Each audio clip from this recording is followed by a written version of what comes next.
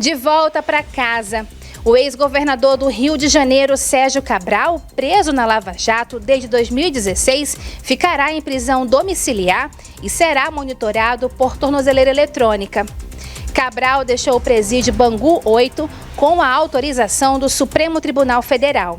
Poucas horas após deixar o presídio, Cabral apareceu em uma foto publicada pelo filho, Marco Antônio. Abre aspas, esses 6 anos te tornaram um homem melhor, mais preparado e mais forte. Na hora da dor, do sofrimento, a gente sabe quem é quem. Eu quero aproveitar para agradecer todas as pessoas que me enviaram mensagens de força, de carinho e de amizade. Fecha aspas. Acontece que a saída de Cabral não agradou a todos.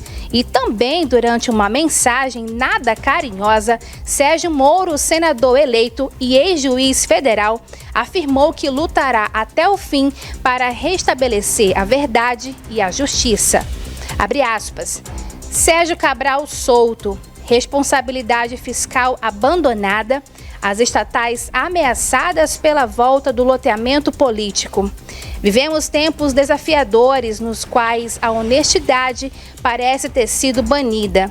Lutaremos no Senado para restabelecer a verdade e a justiça. O seu apoio será fundamental. Fecha aspas. Embora tenha conseguido habeas corpus e esteja em prisão domiciliar, as condenações de Cabral ultrapassam 400 anos de prisão. Nenhuma delas transitou em julgado. Françoise Almeida para o jornalismo da Rema TV. Obrigado, Françoise, pela informação. Olha só, Sérgio Cabral criticado, não só o Sérgio Cabral, mas também as estatais, enfim. Sérgio Moro não gostou nada. Zezinho, quero o seu ponto de vista, já começando o programa. Boa noite. Vou participar aqui do primeiro bloco e daqui a pouco meus companheiros aqui também vão estar junto conosco aí. E é isso, debate público é para isso, trazer um tema tão importante que as pessoas, a gente já no sábado já comentamos, mas hoje é bom que tem 3 advogados que são atuantes, que estão no frontal aí, atua na área criminal. Isso é bom que vão fazer uma exposição do que é uma prisão preventiva, né? Olha, o Supremo, na verdade, está aí. Está na hora de ter uma reforma do judiciário, está na hora de ver como um processo demora anos e anos. Quando quer, ele é rápido. Eu aqui não estou aqui falando da culpabilidade do ex-presidente Lula, mas quando o Sérgio Moro, político de estimação do Buiú, ele quis julgar aquele processo em 6 meses, ele julgou numa rapidez. Mas o de Sérgio Cabral já tem 6 anos com a prisão preventiva. É algo que, às vezes, a população e muita gente fica indignado. Por quê? Porque a população, na verdade, ela quer que as pessoas fiquem aprisionadas. Eu já vejo diferente. 6 anos numa cadeia, gente, é muito tempo. A gente não pode pensar... e uma que é preventivamente. E quando é preventivo, é algo que fere a Constituição. Daqui a pouco nós vamos ver aí o vídeo do Aires Brito, que fala muito, muito bem. Que, na verdade, Edivaldo, o que nós estamos vendo, quanta gente fica presa preventivamente. Então, Sérgio Cabral hoje está de tornozeleira, está na casa do filho, e ali, se julgar os processos... E outra coisa que é grave, o juiz, o Bretas, né, ele está ali, coisas envolvido em algumas coisas, e outra coisa, colocou ali, parece que Sérgio Cabral tem 200 anos, mas nenhum processo transitado e julgado. 400. 400, mas nenhum processo transitado e julgado. É algo que demora demais. Então, precisa ter algo que a gente mude. Uma prisão preventiva não pode durar esse tempo todo. E eu vejo que as pessoas estão raivosas. Mas vamos cobrar mais, que seja mais rápido as decisões. Quando se demora assim, acaba prejudicando ali o réu. porque a gente não sabe até quando vai ser o último recurso. Ô, Ricardo, para entender isso, para a família é bom que a pessoa saia da prisão, para a pessoa que está lá, mas quando se fala em prisão de 400 anos e a pessoa solta, explica ou tenta explicar isso para nós, por favor. Boa noite, Edivaldo. Boa noite a essa bancada que hoje é composta pelo Arnaldo Buiú, doutor Arnaldo, doutor Samuel Costa e Zezinho. E você que está mais uma vez nos prestigiando com a sua audiência, em casa, pela internet, em várias localidades dos rincões desse país, o meu muito boa noite. Edivaldo, aí é uma questão que a gente fala que existem situações que são legais, mas são imorais. Ele usou de um instrumento, né, que a gente chama de remédio constitucional, que é o habeas corpus. Então, um processo ele tem que ter uma duração razoável. Quando ultrapassa esse tempo razoável, sem que haja uma sentença condenatória transitada em julgado, ele pode recorrer a esse remédio constitucional, que é o habeas corpus, para ele ter o seu direito de liberdade. Então, o que aconteceu foi isso. O juiz de primeiro grau, eles fazem um trabalho, eles são célere, inclusive são cobrados pelo CNJ.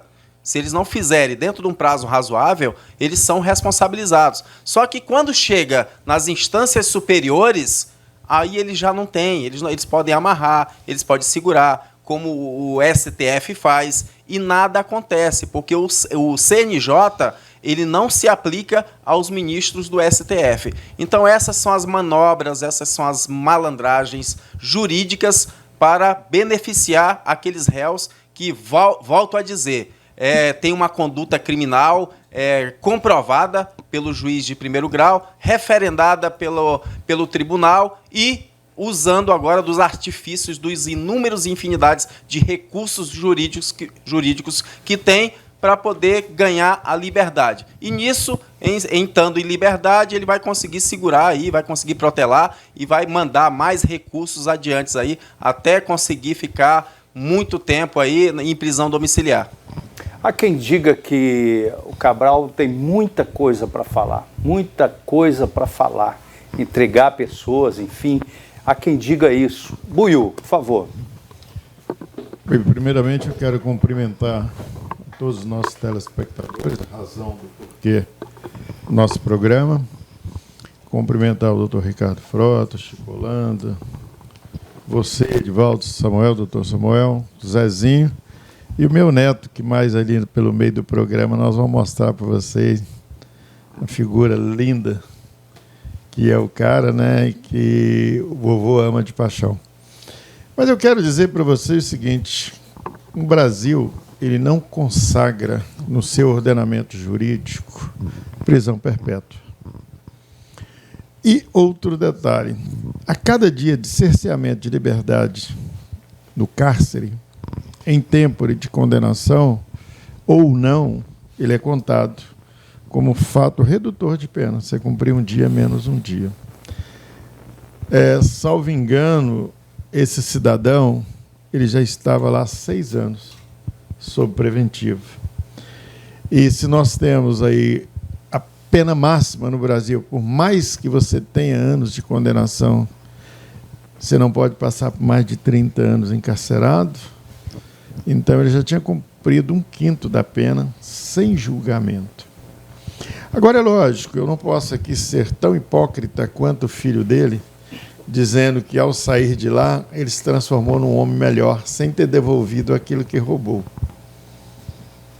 Sem ter arrependido daquilo que roubou. E sem ter feito algo de bom com aquele dinheiro. Porque quando o filho dele disse que ele se transforma em algo melhor e tudo mais, não podemos esquecer da condenação eterna e perpétua que ele terá da mente, do dinheiro público que ele roubou, que não foi para a educação, que não foi para a saúde, que não foi para qualquer outro canto. Eu, sincero e honestamente, fosse eu, e eu estou falando aqui de coração, que vocês me conhecem, eu teria vergonha de um pai desse. E se eu tivesse um pai ladrão, eu chegaria para ele e falava assim: puxa vida, Não faça isso, que você está roubando de alguém. Eu não estou falando que a minha vida é santa, não, sabe, Edivaldo? E nem estou falando que ela é diferente das demais, porque eu lutei por mais, vocês conhecem, eu tenho uma filha que me odeia. Ela tem 38 anos, porque ao longo da vida, quando ela começou a entender como gente, eu comecei a lutar para que ela não caísse no mundo das drogas, não aceitava em cima. E teve uma vez que eu quase pego uma Maria da Penha por isso. Mas não desisti. Só desisti depois que, em vida, eu peguei aquilo que amealhei, dividi e dei, ela sumiu, foi embora. Porque perto de mim, ela não ia envergonhar meu nome, ela não ia fazer o que ela queria, porque como pai, eu estaria lá. E como filho, se eu tivesse um pai ladrão, eu faria a mesma coisa com esse pai. Porque hoje eu vejo muitas pessoas desonestas, muito desonestas no passado, que se redimiram, hoje defendem a honestidade como nunca, como se fosse, e eu agradeço a Deus por essas pessoas terem regeneradas aqui, se é que regenerou, porque eu tenho certeza absoluta, pagarão, hein? Mas pagarão mesmo espiritualmente. E por eu ter tido uma criação de não mexer nas coisas dos outros, de não roubar de ninguém, de não dar valor material para dinheiro, eu acho que Deus tem me abençoado. E eu vou mostrar ali um fruto do lar do bebê depois, que nós estamos dando amor e investindo um pouco nessas coisas lindas que a gente tem, que vocês vão ver aí depois. Tá certo. Tá aí o Buiú e as suas verdades. O Buiú é muito verdadeiro quando fala, isso é bom. Chico Holanda, seu ponto de vista. Chico, você chegou agora. Estamos falando sobre a prisão do Sérgio Cabral. Na verdade, a soltura dele, né? Não a prisão, a soltura, porque ele foi solto. Chico. Boa noite, doutores Frota, Moisés e Buiú, Zezinho, e o nosso âncora aqui, o Edivaldo Soares, e a senhora e o senhor que nos acompanham nesse momento, esse programa de audiência, desse horário. Bem, esse é um tema, inclusive, que da semana mesmo, semana passada, eu acho que já tinha até tocado nesse assunto, dentro das nossas leis, tá, de fato, é o que o Buiú falou, isso realmente é o que a lei diz. Tá? Ou seja, ele estava preso de maneira, vamos dizer, preventiva, provisória, né, em que não houve julgamento nas instâncias superiores para que ele se mantivesse em prisão, né? Bem, agora, infelizmente, é o que o doutor Frota falou agora há pouco, quando se trata do STF, tem situações que vai até prescrever, como boa parte dos crimes aí do passado, da turma do PT, aquele da dinheiro na cueca, que ele prescreveu exatamente em virtude da demora do julgamento. A do Renan Calheiros, que é um dos senadores mais antigos, tem processo dele quando o Brasil foi descoberto, mas que vem prescrevendo todos. E aí, quando a gente vê e viu o ano passado, lá daquele deputado federal do Rio de Janeiro, tá, em que em um ano, em 12 meses, o STF andou por todas as instâncias, ou seja, julgou, condenou, investigou o deputado. Tá? Então, esse tipo de ativismo, esse tipo de a lei ter dois pesos, a mesma lei ter dois pesos. Ou seja, quem é inimigo, o rigor da lei. Aos amigos, as brechas da lei. Infelizmente, realmente, as nossas leis precisam ser melhoradas. Isso quem faz também não é o judiciário. Às vezes as pessoas falam, o juiz, o promotor, não é eles que criam a lei. Quem faz lei é o Congresso. Quem faz lei é a nossa bancada federal, que infelizmente nesses últimos anos tem deixado brecha para que o STF fique intervindo. Fique intervindo diretamente, tanto no Legislativo quanto no Executivo. Boa parte disso por incompetência, principalmente de nossos senadores. E a grande preocupação é que eu não vejo mudança. Por quê? Com a permanência do atual presidente do Senado Federal. Pessoa essa que tem interesses, tá? Interesses exatamente em processos na qual a sua banca de advogado em Minas Gerais defende, bilionária, ele jamais vai contra um posicionamento do ministro do STF. Tá? Então, infelizmente, com tudo está andando, ele vai ficar mais 2 anos. E pior ainda, é um filho de Rondônia. Tá? Pessoa essa, e eu como filho daqui, que ele não me representa. É uma pessoa que poderia estar fazendo, está nos representando, está dando dignidade ao povo de Rondônia. Mas não, ele nos envergonha no posicionamento que ele toma, aliás, que ele não toma, que ele deixa que alguns ministros do STF invadam a área dos outros de maneira incondicional, em que só o Senado Federal, o presidente do Senado, para bem mais ser claro, porque não adianta. Lá tem vários pedidos de impeachment, de investigação, mas se o presidente da Casa, o presidente do Senado, se ele não põe em pauta, isso não anda, isso fica engavetado ad eterno. Ok. Samuel Costa, que é jurista. Samuel, seu ponto de vista sobre a soltura do Sérgio Cabral. A minha pergunta continua. 400 anos de prisão, de repente solto, para a população entender, isso fica complicado, não fica, Samuel? Olha, pessoal, é assim, eu não tenho medo de ser aplaudido e de ser vaiado. A soltura do Cabral é legítima. Isso independe da figura do Cabral e do crime que ele cometeu. Na dosimetria da pena, tanto em juiz de primeira instância quanto de segunda instância, a gente não vai adentrar aqui ao mérito. O que a gente tem que se observar é que no bojo da Constituição e das leis infraconstitucionais preconiza que a qualquer indivíduo será considerado inocente até sentença condenatória transitada e julgada. Isso é um princípio da presunção da inocência, ou conforme preconiza o STF, não só nessa estrutura atual. Já dizia outrora, princípio da não culpabilidade.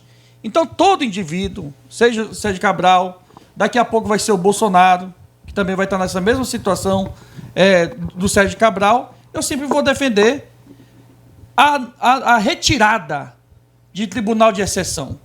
Eu acho que a gente tem muito achismo e, dentro desse aspecto, né, jurídico, Samuel, a gente tem que compreender, doutor Arnaldo, que o habeas corpus, um remédio constitucional, é invocado em qualquer democracia, pessoal. Nos Estados Unidos existe e detalhe, não precisa de advogado. Exato, né? Independe de capacidade postulatória, exatamente, não precisa de advogado. Agora, lógico que as fundamentações apresentadas ali no bojo da peça, do habeas corpus do Sérgio Cabral foi muito bem redigida, fazendo apontamentos, né, de tratados internacionais, base legal, base constitucional, etc.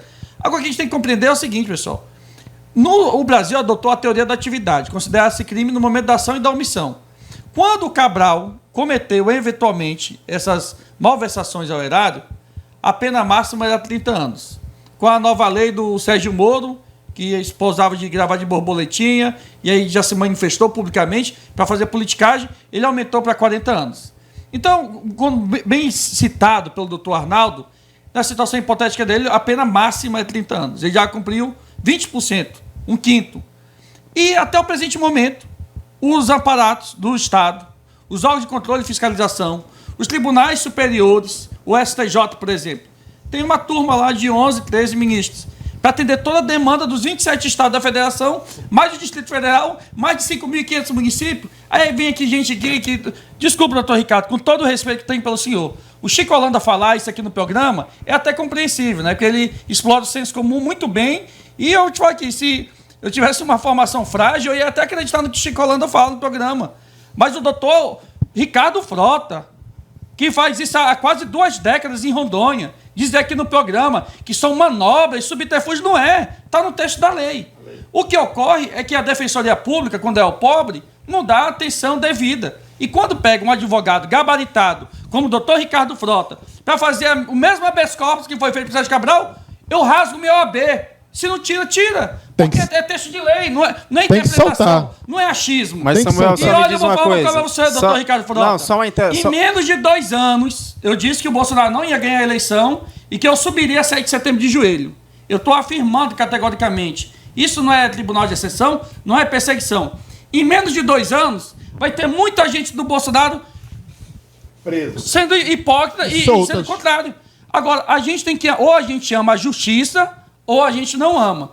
Eu sempre costumo dizer que a justiça é uma garota, né, de programa muito bonito. Na madrugada, todo mundo pega na mão dela, beija na boca, faz relação sexual. Quando amanhece o dia, ninguém quer pegar a mão e levar ela para a padaria e assumir ela publicamente.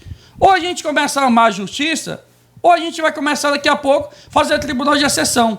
E eu espero que num novo governo que virá, não tem esse tipo de perseguição. Se o Sérgio Cabral cometeu crime, que oportunize para ele a ampla defesa, o contraditório, que é um princípio constitucional e que as instâncias superiores colocam. Agora, o que não dá, Edivaldo, é a gente ver um indivíduo, seja ele Sérgio Cabral ou não, preso preventivamente por mais de 6 anos.